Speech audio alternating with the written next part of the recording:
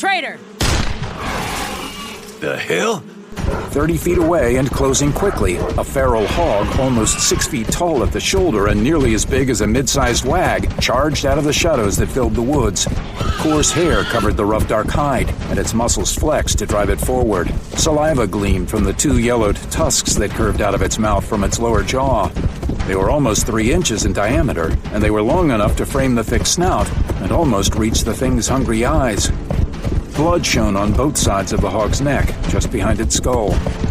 Jez's high-caliber round had smashed through muscle and gristle, and had almost torn through the hog's spinal cord.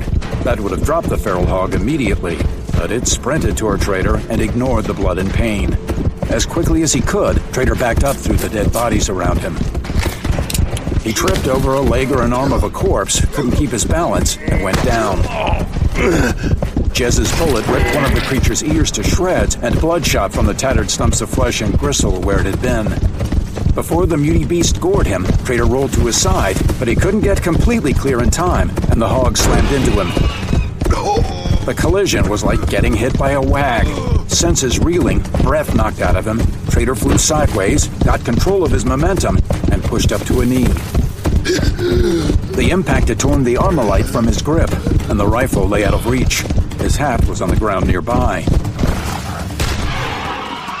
Jez's 7.62mm bullet shattered the hog's right tusk and ripped through its mouth. Blood sprayed from the beast's open jaws. It dug its hooves in and raced toward Trader. Knowing the hog could run faster than him and could cut corners quicker than him, Trader raised the Model 83. There was no time to aim. Instinctively, driven by years of experience with the weapon, he held the big revolver steady, squeezed the trigger, fanned the hammer back with his left hand again and again and again. All 4 .454 Casull rounds struck the hog's face and turned that huge head into ripped flesh and broken bones. Jez's rifle cracked again, and this time one of the muty beast's eyes disappeared and became a blood fountain. With the revolver empty and unable to draw the Colt 1911 from his left hip in time, Trader dropped the Model 83 and grabbed the hog's tusks in his hands.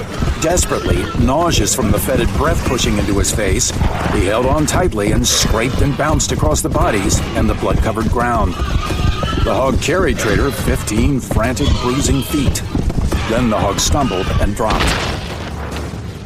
Partially trapped beneath the muty beast's weight across his knees, Trader struggled to get out from under it.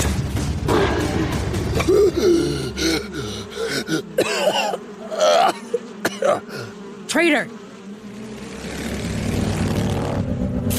Damn! I can't believe you're still alive!